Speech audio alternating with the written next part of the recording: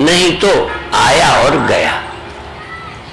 जैसे हवाई बादल आए गए, ऐसे ही मन में अच्छा बुरा लगा, न अच्छा लगने को पकड़ना है न बुरा लगने से परेशान होना है। एक सेकंड आया और गया।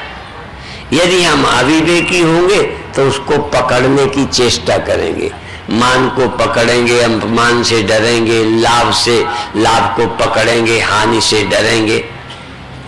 इसको आने जाने में असंग रहो, अलेप रहो, साक्षी रहो। आए जाएंगे नहीं, ये नहीं किसी ने कहा। हमारे गुरुओं ने ये नहीं कहा सुख आएगा नहीं, दुख आएगा नहीं। फिर करना क्या है?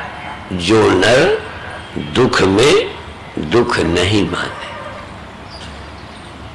आया, थोड़ा सा लगा, गया, पकड़े नहीं रहना, हटाने में जी जान नहीं लगाना, या डरते नहीं रहना कि आ न जाए, आ न जाए। को आएगा तब परेशानी थोड़ी देर होगी, पहले से तो आप दिन भर परेशान हैं। भविष्य की घटनाओं की याद करके वर्तमान खराब कर लेते हैं। जो होना है कल, जैसे फांसी होगी तो शायद 1-2 मिनट का कष्ट होएगा। मेरी लगी नहीं है, अंदाज लगाता हूं, 1-2 मिनट का कष्ट होगा, पर पहले से कितनी तकलीफ है। इसी तरह चलो फांसी न सही, वैसे तो हम सबके लगी ही हुई है यमराज की फांसी। तो जो भूले हुए हैं वो ज्यादा मस्त है, जो याद आ जाती है और तकलीफ है। तो कुछ चीजें याद भी करनी है। इस स्वाभाविक होने वाली मृत्यु की, फांसी की जरा याद करो। किस लिए याद करो? कि रोते रहो, दुखी रहो, रोटी हजम ना हो, काम में मन न लगे, इसलिए याद करो। याद ना हो तो साधु याद दिलाते हैं।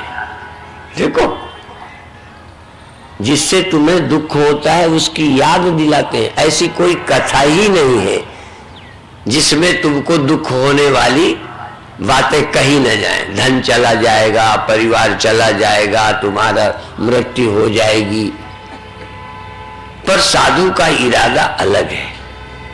लुटेरे भी तुम्हें मौत का डर दिखा के लूट लेते हैं। साधु मौत का भय दिखाकर लूटता नहीं है, तुम्हें परम धन देने की कोशिश करता है। फर्क समझे। मरने वाले से हटाकर न मरने वाले की ओर मोड़ना है। उसके भय दिखाने का उद्देश्य भिन्न है। कोई छुरी मारता है तुम्हें मारने के लिए, डॉक्टर बचाने के लिए। दोनों में बड़ा फर्क है। कोई कथा ही नहीं है जिसमें तुम्हारी कमी न बताई जाए, और कमी बताई जाए दुख ना हो। और तो छोड़ो, यदि मेरे प्रवचन के बाद आप कहेंगे आप ठीक नहीं बोले, तो आधा मन खराब हो जाता है। तुम कह दो बहुत अच्छा बोले तो मन को अच्छा लगता है। अपने खिलाफ कुछ सुनने का मन नहीं, इसलिए आपको आशीर्वाद सुनने में बड़ी रुचि है। यद्यपि हमारे आशीर्वाद से तुम्हारे सिर पर हाथ रख दे तुम्हारे बच्चे के, फिर अमर हो जाएगा ना। फिर भी जुग जुग जियो, जियो चाहे 10 साल 50 साल, पर जुग जुग जियो।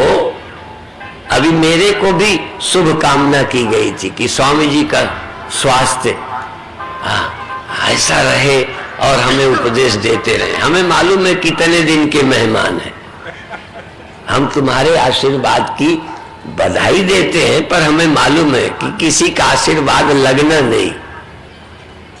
यदि आशीर्वाद लगता ना तो हम तो बहुत ज्यादा लगा दें, पूरा जोर लगाएं फिर भी नहीं लगना। तो ये याद क्यों दिलाते हैं? अपने को भी। जब हम अपने लिए कहते हैं तब भी लोग कहते हैं ऐसा मत कहो, क्योंकि सुन ले। शिष्यों को, भक्तों को, प्रेमियों को सुनना अच्छा नहीं लगता। हम भगवान को कभी नहीं कहते मर गए, भक्तों को अच्छा ही न लगेगा, वो अपने लोक को चले गए। कहने में तो है, और कहने में नहीं है, सोच में भी है। या तो केवल आप जबान से कहते हो, या समझदार हो तो सचमुच वो मरे नहीं। मरे कहना ठीक नहीं है। वो अपने घर गए, आए थे काम करने गए। संत शरीर परोपकार के लिए धारण करते हैं और कार्य करके चले जाते हैं। और सोच का बड़ा फर्क है, सोचने मात्र से बहुत फर्क पड़ जाता है। तो ये मन है, ऐसा बना है, अच्छा बुरा इसे लग जाता है, पर मैं साक्षी हूं, अधिक देर तक ये कचरा अपने मन में क्यों रखूं। सर्दी मान लो त्वचा को लगी, सर्दी लगने से अपमान नहीं लगता। शरीर पर चोट लगे, सर्दी लगे, गर्मी लगे, वो मन में ग्लानि नहीं आती, गरीबी की ग्लानि आती है, कष्ट से इतना नहीं आती। ऐसे यदि अंदर हीन भावना ना हो, विवेक हो, तो किसी के मान अपमान से मेरा क्या। मुक्ति के लिए सारी दुनिया बदल जाएगी नहीं, मैं बदल जाऊंगा, मेरी सोच बदल जाएगी, मेरी इच्छा बदल जाएगी। मुझे मिले इसके लिए मैं प्रयत्न करूं। मान मिल गया ठीक है, अपमान चाहा नहीं, आ गया, आ गया, उसको हम जगह क्यों दें, आया और गया। तो ध्यान में हमको शुरुआत करनी, प्रैक्टिस करनी है, अभ्यास करना है, सावधान रहना है। धीरे धीरे तन के तल पर भी अभ्यास होता है। इसलिए कई साधु पहले के सर्दी गर्मी सहने के लिए प्रैक्टिस कर लेते थे, खुले रहते थे, सर्दी में रहते थे, धूप में रहते थे। वह भी एक तप है, वो भी तप है। लोग वो भी नहीं झेलने को तैयार है। अब उससे ज्यादा तप है मन में मान अपमान को झेलना, लाभ हानि को झेलना, सुख दुख को झेलना, इनकी परवाह न करना। जैसे तन के तल पर धीरे धीरे प्रैक्टिस करते हैं खुले रहने की, धूप में रहने की, सर्दी में रहने की, और जितना जो इसे बचाते हैं उतना ज्यादा धूप लगती है, सर्दी लगती है। जितना बचाओ उतना ज्यादा लगती है, फिर थोड़े में लगती है। इसी तरह यदि आप बचते रहोगे तो मन में और ज्यादा ये हावी हो जाएंगे। इसलिए तैयारी करो कि ये होंगे। भगवान कृष्ण ने तक अर्जुन को कहा, ये आने जाने वाले शीतोष्ण सुख दुखदा आगमा पाइनो नित्यास्तांस्ति तिक्षस्व, इनको सहो, डरो मत। मान अपमान को झेलो, सहो, तैयार रहो। बल्कि थोड़ा उल्टा, सुख ना आवे तो ज्यादा प्रार्थना न करो कि क्यों नहीं आया। कह दो हम मोहताज नहीं है तेरे लिए भूखे नहीं है, कभी आ जाए आजा, तेरी अटकी हो तो आ, हम बुलाते नहीं। और दुख से डरो मत कि तू आ मत जाना। यदि तुमने कहा आ मत जाना तो रोज धमकी देगा कि मैं आता हूं, मैं आता हूं, मैं आता हूं, मैं आता हूं। ये तैयारी करो। कभी एक बार मैंने पढ़ा था एक वाक्य कि ये संसार युद्ध भूमि है, ससुराल नहीं। ससुराल में तो सब अपेक्षाएं, सास ऐसी हो, साला ऐसा हो, ससुर ऐसा हो, प्यार से बिठाए, ऐसा करे, नहीं तो नाराज होता है। क्या होता है? दमाद होता है ना। तो आप यहाँ के दामाद नहीं हो, तुम ससुराल नहीं आए हो। ये संग्राम भूमि है, यहां 100 तरह की समस्याएं होंगी, उनमें रहना है। यहां मौज मस्ती नहीं। जब कोई मिलिट्री में भर्ती होता है, होता तो यह है, कई को लगता होगा नौकरी लग गई, थोड़ा रुपया मिलेगा, पेट पलेगा, बच्चों का होगा, पर खतरा भी है। मिलिट्री में भर्ती होने से खतरे भी है। फिर भी कई भर्ती होते, कई तो सचमुच देश के लिए भर्ती होते। यदि घर में कोई कमी न हो, पैसे का ढेर लगा हो, खुद घर में नौकर रखा हो, ऐसा आदमी जब मिलिट्री में जाए, वो रोजी रोटी के लिए नहीं गया, वो बच्चों को पालने के लिए नहीं गया, वो देश के लिए मरने को तैयार होके गया। तो आप यहां आए हो नहीं? आए हो ना यहां जहां मरना है, जहां बुढ़ापा है, जहां पड़ोसी है, जहां अच्छा बुरा बोलने वाले हैं। आजकल बेटियां जब शादी करके जाती है ना, तो ये सोच के नहीं जाती, पहले सोचती है घर को बांट देंगे, अलग करेंगे, पति को अलग कर देंगे, माँ बाप से छुड़ा देंगे। अब कई लड़कियों की तो धारणा है कि तुमने मेरा माँ बाप छुड़ाया है ना, मेरा माँ बाप तुमने छुड़ाया, तुम्हारा भी छुड़ाऊं नहीं तो फिर बराबरी कैसी?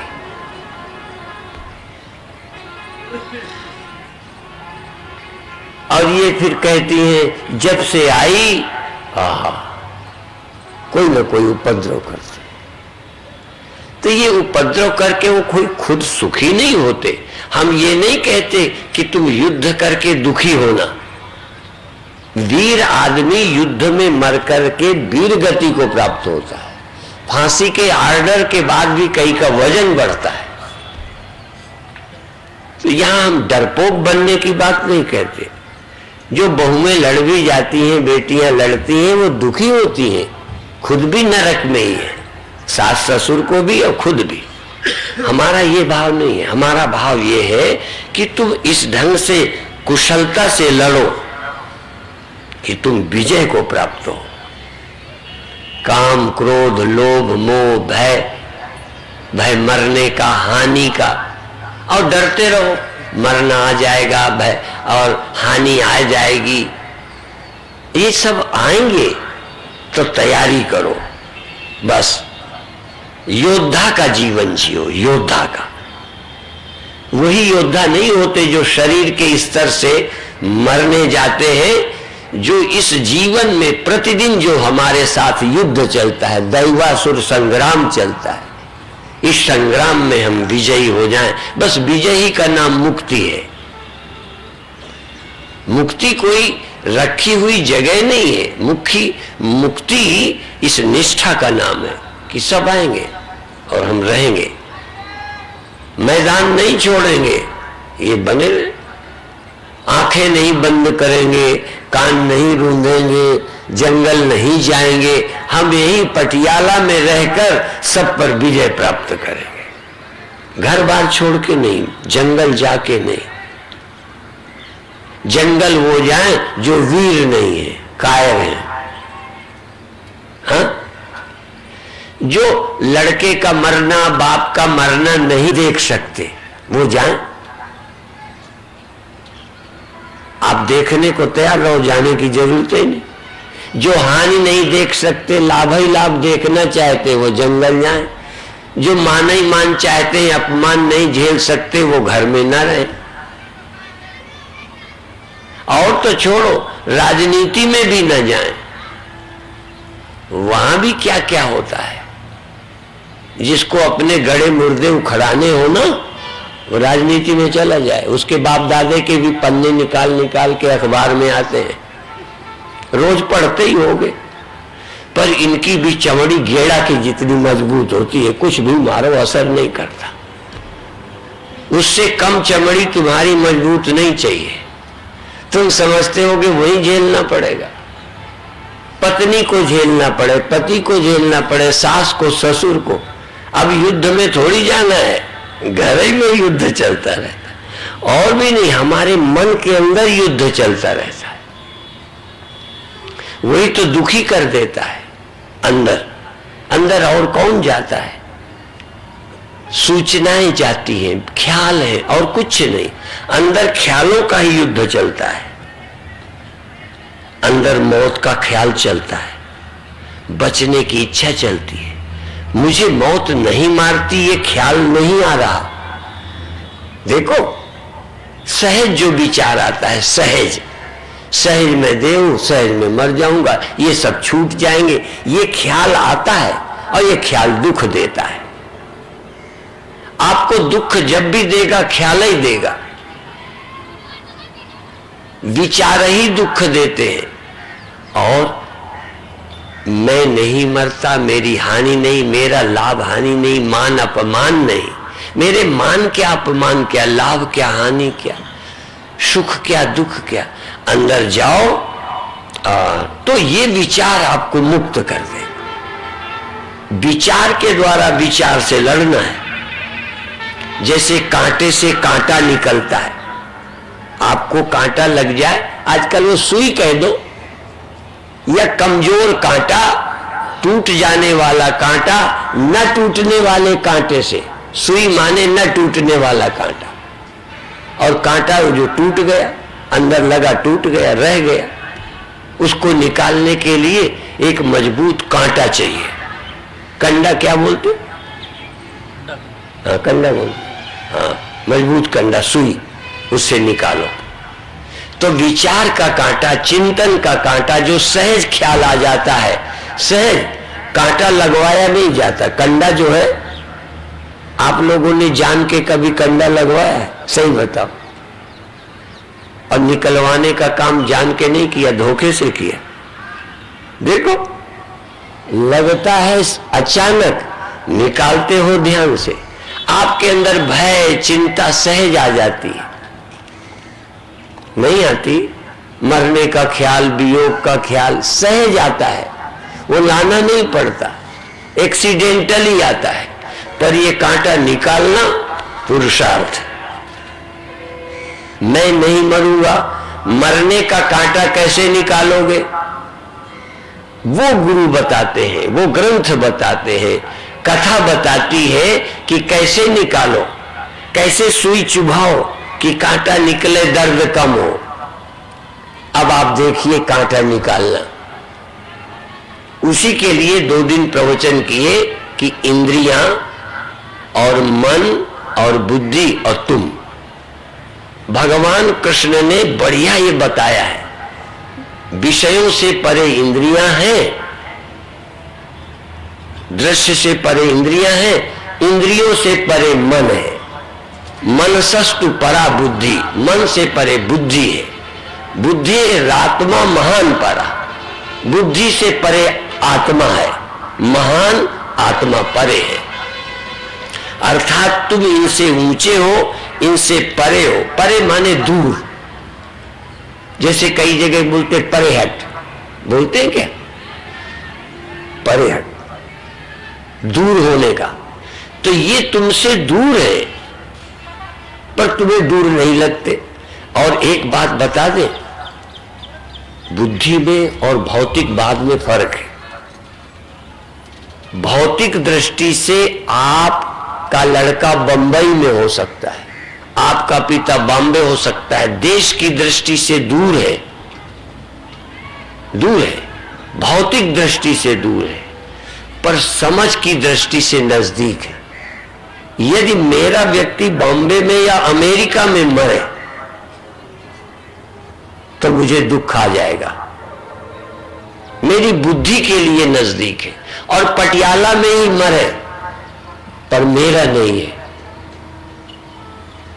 बुद्धि में नजदीकी और दूरी क्या है? वहां कोई नहीं। समय की नजदीकी, दुख की नजदीकी, देह की नजदीकी, मन की नजदीकी और ब्रह्म की दूरी। ब्रह्म की दूरी, संसार की नजदीकी, ये समझ है। और ब्रह्म बिल्कुल मेरे अंग संग है, मेरे में ही समाया, मेरे में बिल्कुल उसमें, बल्कि दूरी छोड़ो, भिन्नता नहीं है, भिन्नता। नजदीक में भी पत्नी कितनी नजदीक हो, बेटा कितना नजदीक हो, पर भिन्न तो है। कुत्ता मेरा बड़ा प्यारा है, नजदीक है, पर फिर भी नजदीक है, वो मैं नहीं हूं। आपने देह इंद्रियों को छोड़कर आज तक किसी को मैं नहीं बना पाया, बता दो। और देह और मन को मैं बना लिया, फिर भी मैं बना के रख न पाए। तो परमात्मा को तुमने मेरा तो बनाया भी, मैं कभी नहीं बना पाए। और वेदांत कहता है परमात्मा को बिना मैं बनाए चैन नहीं मिलेगी। लोगों को लगता होगा मैं ब्रह्म कहना, सोचना अपराध है, मैं देह हूं सोचना दुख है। अब आपकी बुद्धि में जो भय आया, देह तो अभी मरा भी नहीं, देह तो अभी बहुत अच्छा रखा है, पर मरने का ख्याल आ गया बुद्धि में। मौत कहां आई? बुद्धि में आई। दुख कहां है? बुद्धि में आए। चिंता कहां आई? बुद्धि में आई। और बुद्धि में यदि परमात्मा आ जाए, मृत्यु बुद्धि में आई, भौतिक देह के ख्याल से बुद्धि में मौत आई, और मैं चेतन आत्मा साक्षी हूं, ये मेरे ख्याल में नहीं आया। तो अब पाना है क्या, हटाना है क्या? इसी देह में रहते तुम देह नहीं हो, और इसी देह, इसी में शरीर में ही परमात्मा तुम में है, पर तुम परमात्मा नहीं हो। देखो, इस देह में रहते तुम देह हो, विदेह नहीं हो, और इसी परमात्मा के साथ रहते परमात्मा तुम नहीं हो। तो बदलना क्या है? देह का ख्याल छोड़ना है। ऐसे नहीं छोड़ोगे, चिंतन करोगे तो छूटेगा, रोज रोज सोचोगे तो छूटेगा, नहीं कहीं छूटता है। और मैं आत्मा हूं, समझकर, सुनकर, तर्क से, युक्ति से भी सोचना है कि मैं आत्मा हूं, सोचना है कि मैं निर्विकार हूं, अलेप हूं, लिप्त हूं, ये तो आपको लगता ही है।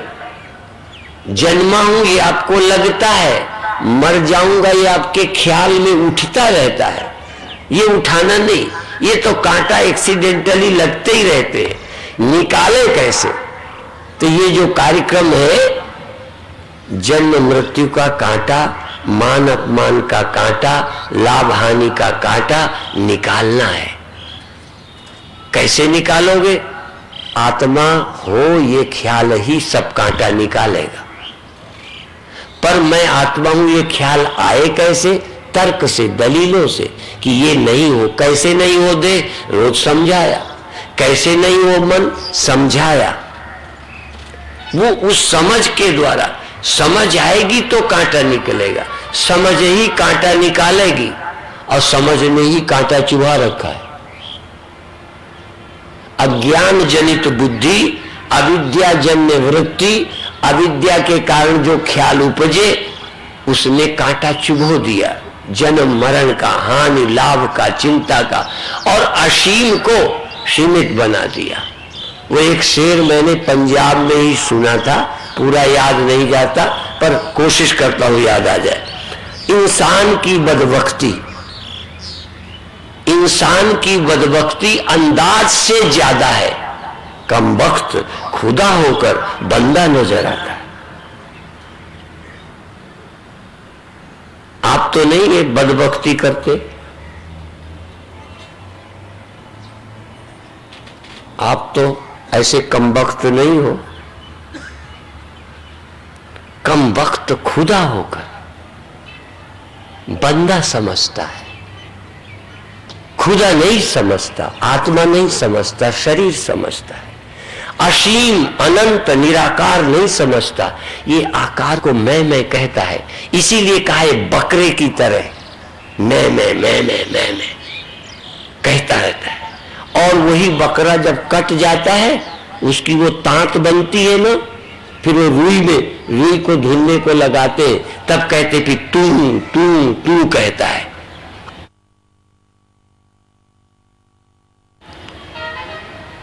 तो हम तो भैया मरने के बाद तो समझा न पाएंगे, वो मरने के बाद तू कहता है। हम जिंदा में वो कहलाना चाहते हैं, ये मैं छोड़ो। अरे मैं छोड़ोगे तो बकरे की तरह कटोगे नहीं,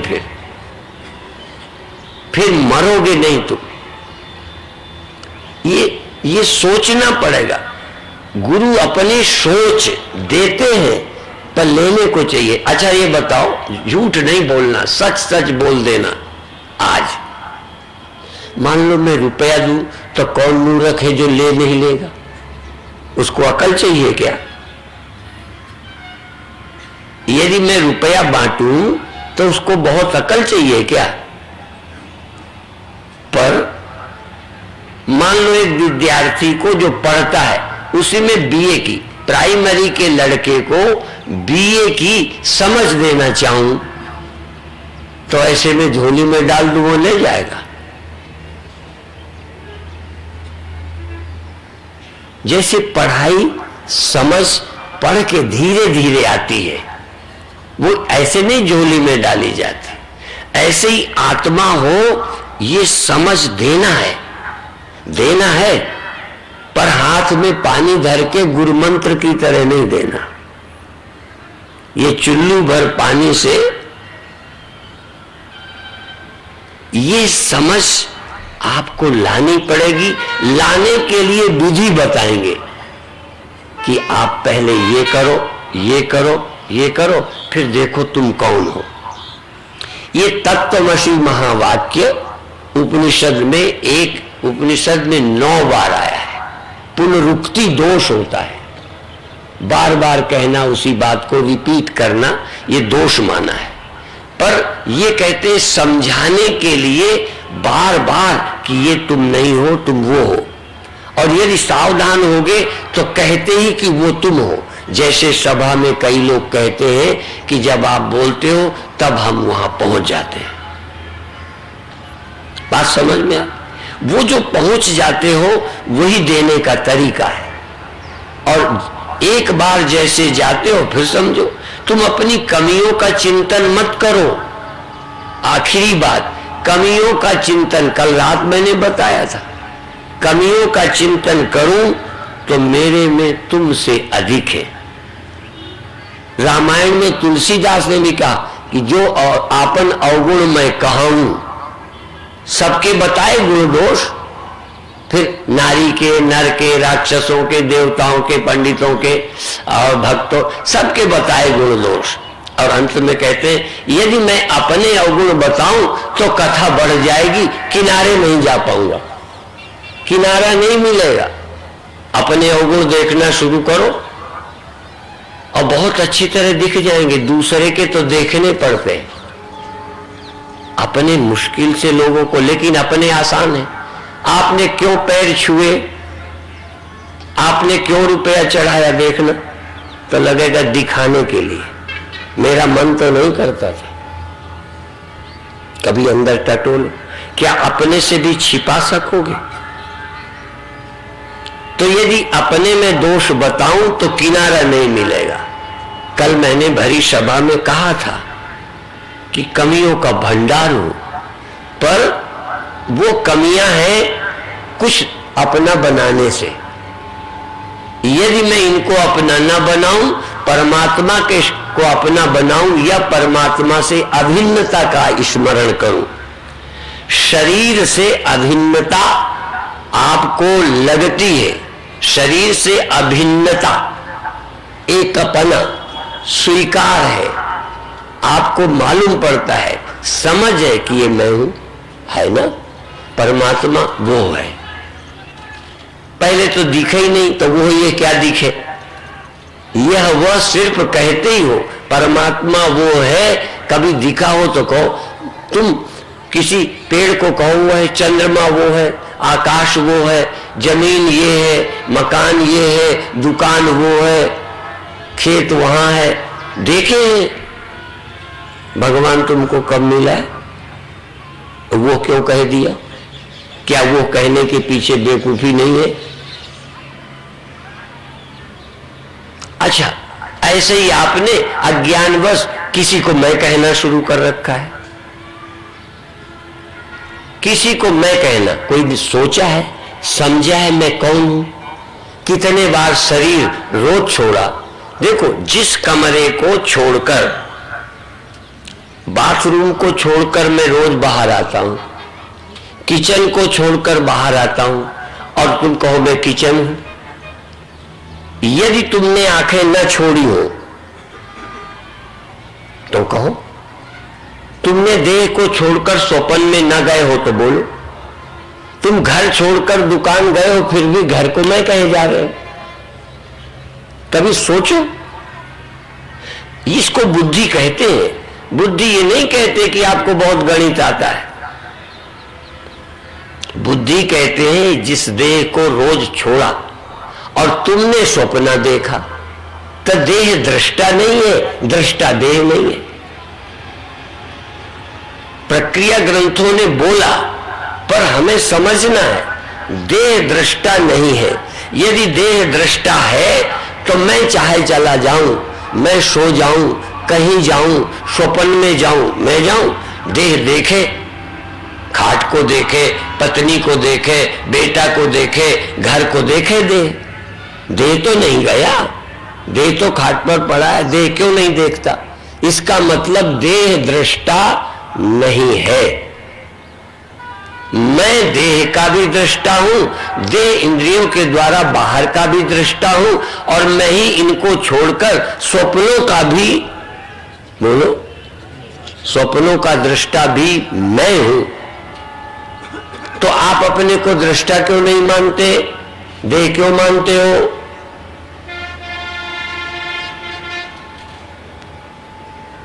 मानते हो? क्यों कहते हो मैं मर गया हूं?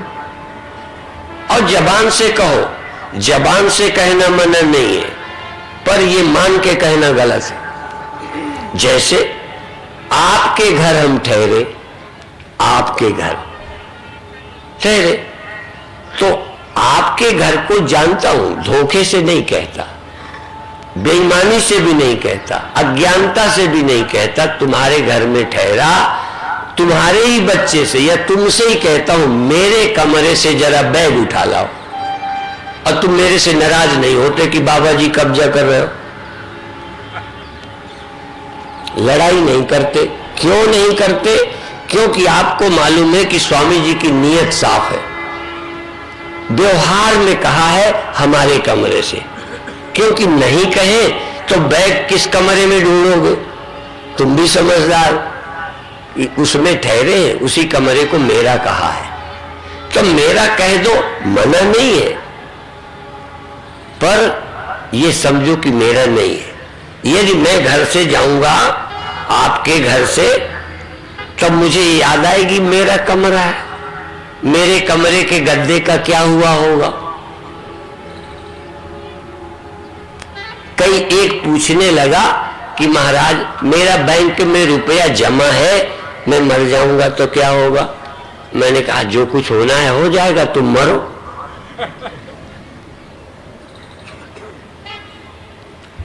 जिससे तुम्हारा पन नहीं उसकी चिंता क्या? इस देह को मेरा मानने का ख्याल हमने गुरुदेव से शुरू में सुना, पर हमें उस समय अच्छा लगता था। समझ, तर्क, युक्ति, प्रमाण, विवेक द्वारा इसे मैं नहीं हूं नहीं समझता था। सुनाया तो हमको शुरू से ही गया, शरीर मैं नहीं हूं, शरीर मेरा नहीं है, ऐसा सुनाया गया। शरीर पंच भौतिक है, मैं अभौतिक हूं। शरीर जन्मा है, मैं अजन्मा हूं। शरीर जड़ है, मैं चेतन हूं। ये प्रक्रिया हमने 1-2 महीने में रट ली थी। ये भी कोर्स की तरह पढ़ाया जाता है। कोर्स की तरह पढ़ना बुरा नहीं है, पढ़ लो, लेकिन पढ़ने से भी समझ नहीं आ जाती, इसको भी मेहनत करनी। तो अब तुम शरीर होते तो शरीर को एक सेकंड को न छोड़ते, घर को न छोड़ते, कमरे को न छोड़ते, आप छोड़ते हो। और देखो, तुम आज्ञा चक्र पर जाते हो, श्वास पर जाते हो, वो तुम हो फिलहाल, वो भी तुम नहीं हो, पर बेईमानों से बेईमानी छुटाने के लिए धीरे धीरे ले जाना है। पहले जल्दी जो छूट सकता है उसको कहेंगे। तो यदि तुम देह होते तो श्वास में कौन गया, और मैं आज श्वास में था, आज्ञा चक्र दशम द्वार में पहुंच गया था, तो पैर से सिर तक तो वो जहां के तहां रहे। ये कमर तो सिर पे आई नहीं, सिर तो कमर पे गया नहीं, तुम ही कमर और सिर पर गए। शरीर अपनी जगह है, तुम दौड़।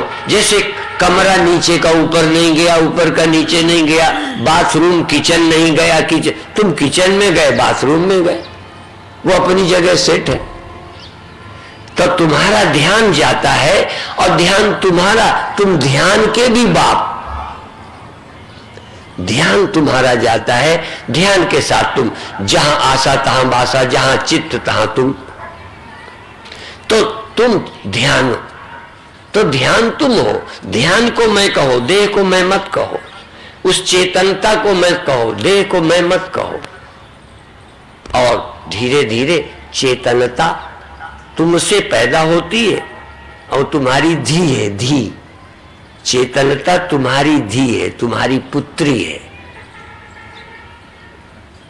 ये तुमसे पैदा होती है, इधर उधर जाती रहती है।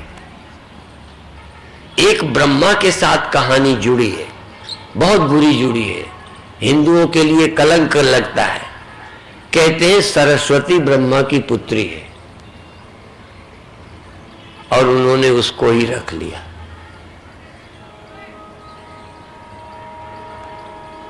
अब ये जो सुरती है ना, तुम्हारी पुत्री है, ये चेतना तुम्हारी पुत्री है, अब तुम इसको अपने घर रखो, इधर उधर इसका ब्याह मत करो।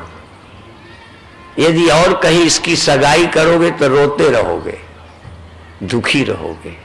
तुम्हारी सुरती संसार से जुड़ जाती है। इस सुरती को बुलाओ अपने स्वामी के पास। स्वामी कहीं बंबई कलकत्ते में नहीं रहते, चौथे आसमान में रहते नहीं, स्वामी तुम हो। तुम्हारी सुरती ये राधा है, तुम्हारी सुरती राधा है, पर अभी तुम्हारी सुरती राधा नहीं है, ये धारा है। तुम्हारी सुरती धारा है, बह रही है, जाने कहां कहां बह के जाती है सुरती धारा। तो क्या करना है, ये जो धारा है इसे उलट दो तो धारा राधा हो जाती है। धारा को उल्टोगे तो क्या बनेगी, राधा। और राधा कृष्ण की प्यारी है।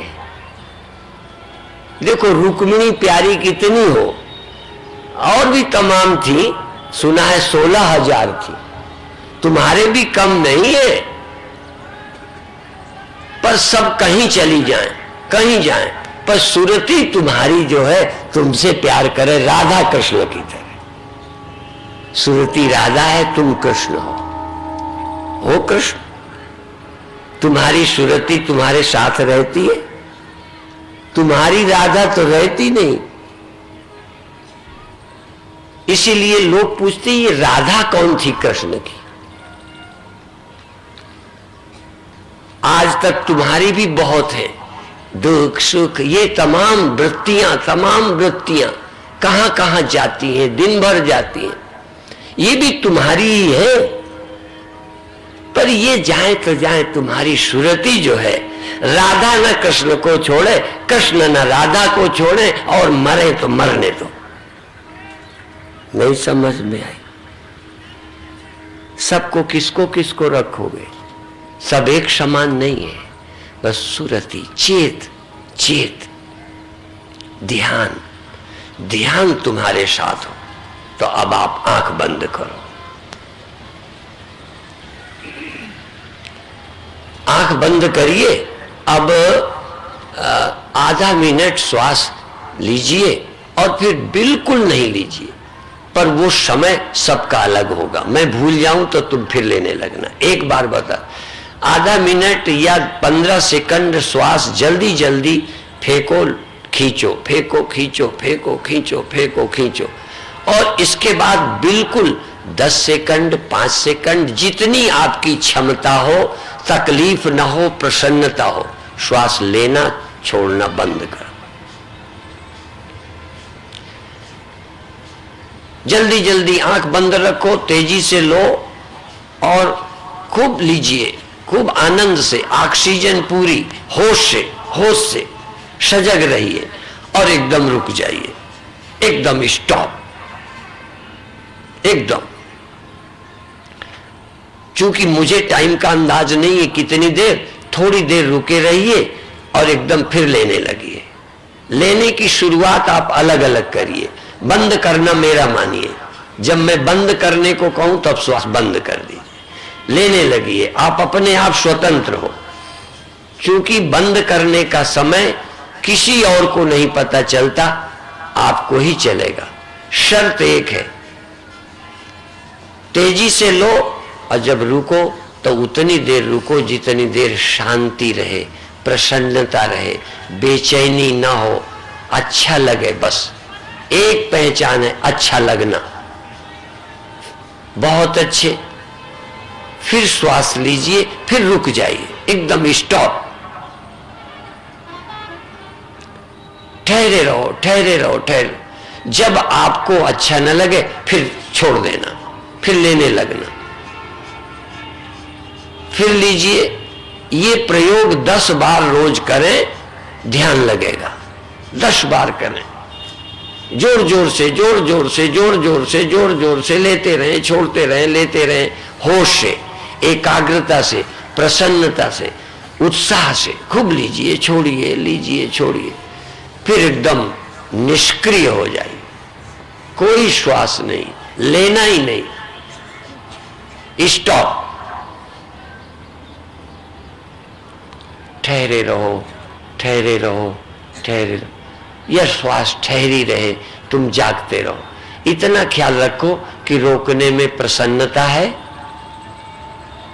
चाहे बाहर निकल के रुके, चाहे भीतर आके रुके, दोनों में स्वतंत्र हो। बाहर जाए तो रुक जाओ, या भीतर जाए तो रुक जाओ, फिर शुरू करो।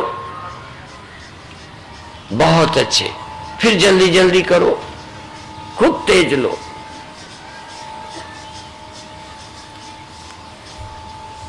श्वास की आवश्यकता पूरी कर लो। शरीर को चाहिए, फेफड़ों को चाहिए, श्वास जरूरी है। खूब लीजिए, फिर उपवास करिए। कई मजहबों में जब दिन भर उपवास होता है तो 5 बजे खूब खा लेते हैं। ऐसे तुम भी अभी भी खूब खा लो, फिर एकदम स्टॉप, ठहर जाओ, बिल्कुल मत श्वास लो। निकल गई है तो लेना मत, ले ली है तो छोड़ना मत। पर जब आवश्यकता हो, बिल्कुल दबाव नहीं मानो, किसी का कहना नहीं मानो। इस समय अंदर के गुरु की मानो। अंतर का गुरु कहे छोड़ना है, फिर शुरू कर दो श्वास, फिर शुरू कर दो, फिर शुरू कर दो, फिर शुरू कर दो, और फिर एकदम रुक जाओ। अब टाइम मैं नहीं बोलूंगा, अपने आप 4-6 बार श्वास लो, फिर रुक जाओ। अपने आप 4-6 बार श्वास लो, रुक जाओ। न मैं लेने को कहूंगा न छोड़ने को।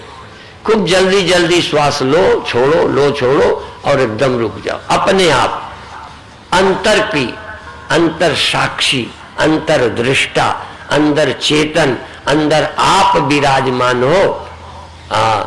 और सत्यता जहां है वहां परमात्मा है, चालाकी नहीं। जहां साच तहां आप। झूठ के समान कोई पाप नहीं है, सत्य के समान कोई पुण्य नहीं है। अब आप जल्दी जल्दी श्वास लेकर अपने आप रुकें, अपने आप लेना शुरू करें। और अब आखिरी बार लेकर सहज श्वास, अब न जल्दी करना है न रोकना है, बड़े प्रेम से श्वास प्रसन्नता से लेना और छोड़ना। ये जो अंदर चेतन है ये आप है, पर ये अभी ध्यान की प्रारंभावस्था है, ये अभी वेदांत के पहले की अवस्था है।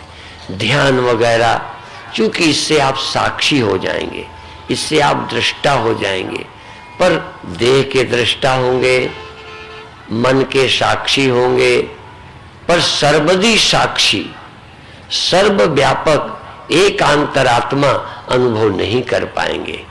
इससे आप चैतन्यता अनुभव करेंगे, प्रसन्नता अनुभव करेंगे, निर्विकारता अनुभव करेंगे, अच्छा लगेगा। ये आप सहज। अब अंत में एक दो बार प्रेम पूर्वक अपने मंत्र का, जो आपका मंत्र हो, नाम हो, गुरु मंत्र हो, पंथ के अनुसार हो, इस श्वास से नाम लेते रहे, छोड़ते रहे, आराम से, धीरे से, प्रेम से, चोरी से, चुपचाप। इतना सावधान हो कि तुम्हें पता चले। सदा श्वास में लग रहो मनुआ, हम जाने कि तुम जाने, किसी और को नहीं बताना। इससे ज्यादा गोपनीय कुछ नहीं। इस चैतन्यता को पाकर शांत रहेंगे, अनुभव करेंगे और अपनी व्यापकता का, विभुता का, अलिप्तता का अनुभव अभी करें, प्रसन्नता का अनुभव करें, आनंद, सत अनुभव करें, चित अनुभव करें, आनंद अनुभव करें। पर अद्वय अनुभव करने के लिए फिर अगली किसी सभा में करेंगे। अभी आप सहज भाव से छोड़ दीजिए, सहज भाव से, प्रेम से छोड़ दीजिए। छोड़ने में आंखों को छुट्टी दो, हाथों को दो, पर तब भी तुम तो चेतन हो, तुम तो दृष्टा ही हो। छोड़ देने में कोई दृष्टा छोड़ दोगे? मन को छुट्टी दो, वृत्तियों को छुट्टी दो, तुम तो साक्षी ही हो, तुम तो जड़ नहीं हो जाओगे। हाँ, स्वीकार कर लो तो बात अलग है, तुम तो चेतन ही होगे। स्वीकारोगे तब भी चेतन हो, तभी स्वीकारोगे। पर कसूर बुद्धि का है कि पुराना अध्यास वो स्वीकार कर लेती है और फिर पकड़ लेती है। अब आप छोड़ दीजिए। बहुत अच्छे। शाम की सभा प्रतिदिन की भांति 7 बजे होगी। बाबा जी का तथा और जो बाहर के संत अभी आमंत्रित किए हैं। बाहर के क्यों कहता हूं, इनको क्यों बाहर का नहीं कहता?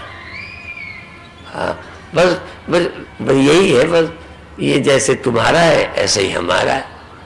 तुम्हारे भी कोई अपने होते हैं ना, तो ऐसे ही हमारे अपने। और ये अपने बनाते क्यों है? व्यवहार के लिए। हाँ, परमार्थ में कोई अपना कोई पराया नहीं है। हाँ, परमार्थ में तो एक परमात्मा ही सबका अपना है, और अपना है आपका आप है। आप में उसमें कोई भेद नहीं है। वो धीरे धीरे रहस्य खुल जाएगा। ओम शांति शांति शांति। तो बाबा जी का आशीर्वाद शाम को मिलेगा। अधिक से अधिक संख्या में उस समय पर आए, जिससे सब संतों का आशीर्वाद आपको मिल सके।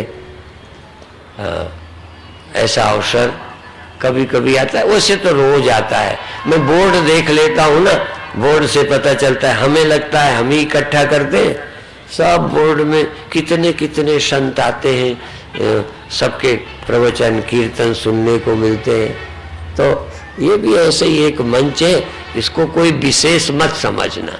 सब एक ही जैसे हैं, सारे सब लच्छे हैं, सब लोग अच्छा बताते हैं। कभी भूल से यदि हमसे निकल जाए या हमारे सूचना वालों से निकल जाए कि और तो ऐसे ही है, कल एक शब्द निकला दुकान है, तो दुकान कोई बुरी चीज है? यदि किसी ने, अच्छा बताओ, दुकान नहीं करना चाहिए, बस दुकान का इतना अर्थ होता है कि सौदा लेते हैं पैसा देते हैं, पैसा लेते हैं सौदा देते हैं, वहां बदला रहता है। उसे हम दुकान नहीं कहते जिसमें फ्री माल बढ़ता है। बस इससे सौदा तो वह भी होता ही है, फ्री बटे तो दुकान नहीं है, नहीं तो दुकान है। पर दुकान का मतलब जरूरी तो नहीं कि सौदा अच्छा नहीं देता। ठीक है, तो सब दुकानों में जाओ, पैसा है तो खरीद लाओ, फ्री लेना है तो यहां आ जाओ।